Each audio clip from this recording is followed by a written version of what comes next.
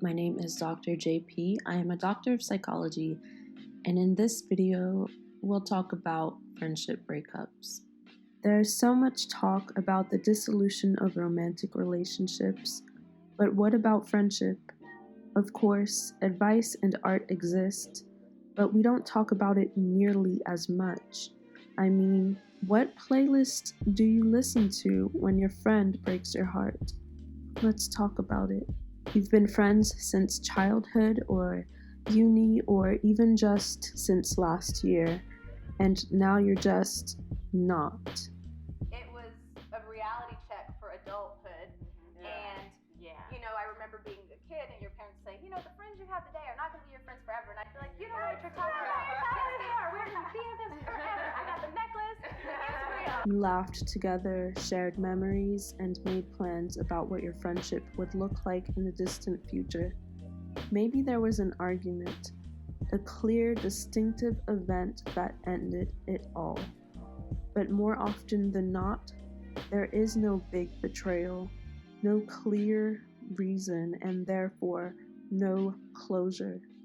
But I think it happens with a lot of women. It could be just different things that happen, and it's miscommunication, and you look back like someone was mad at you for something you did 10 years ago they never told you. I'm 33 years old. It's like, well, girl, I didn't know you were mad. We could have fixed that. You know what I mean? Like, you should have told me that 10 years ago. Yeah. And I just kept doing it, and you never told me it bothered you, So, I mean, it definitely was a life lesson as well on communication and making sure that you're being very candid within your friendships.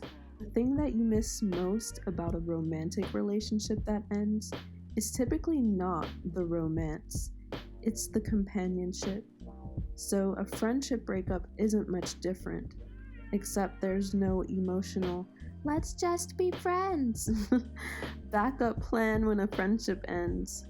In fact, there's not even a clear-cut tradition on how to end the friendship, so we drift apart without a word, feeling the void of a missing part of our hearts and schedules.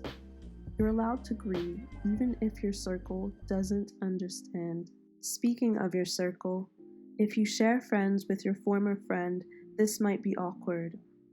It's best to not involve them in a situation because then you put them in a difficult position. I kind of was like sharing this with some of my other friends.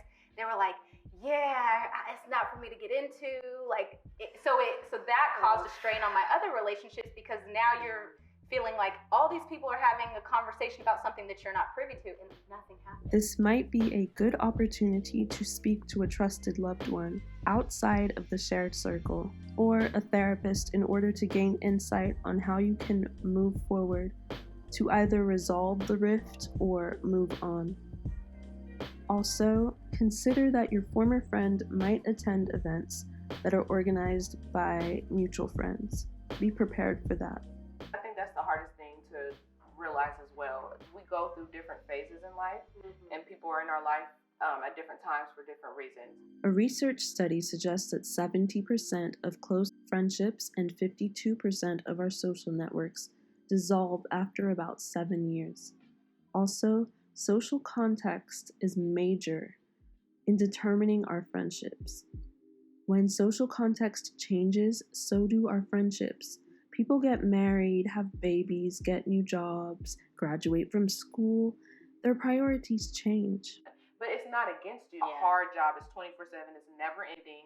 And you have to make a choice. Like, I can't sit on the phone with you, girl. I got to take care of my kids, No. So, I mean, it's hard. There's no handbook. Oftentimes, friendships end because there's a history of small disappointments, betrayals of trust, unhealthy cycles, and hidden pain that hasn't been addressed. If your former friend is willing to speak, reach out and ask how you contributed to the problem.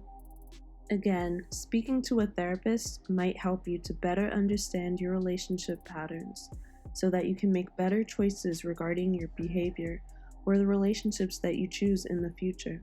Sometimes we lose in life and we're unaware that God's protecting us from a greater liability that's currently unknown to us.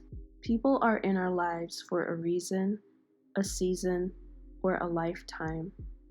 Perhaps you mistook this friendship as a lifetime one, when it was only meant to teach you something or to assist you through a specific period of your life. Either way, the end of this friendship is not a reflection of your worth. Refuse to experience shame. Give yourself the compassion to grieve, heal, learn, and grow. Be a good friend to yourself. The earlier friendships that died off, that I was like, I'm wounded, so wounded.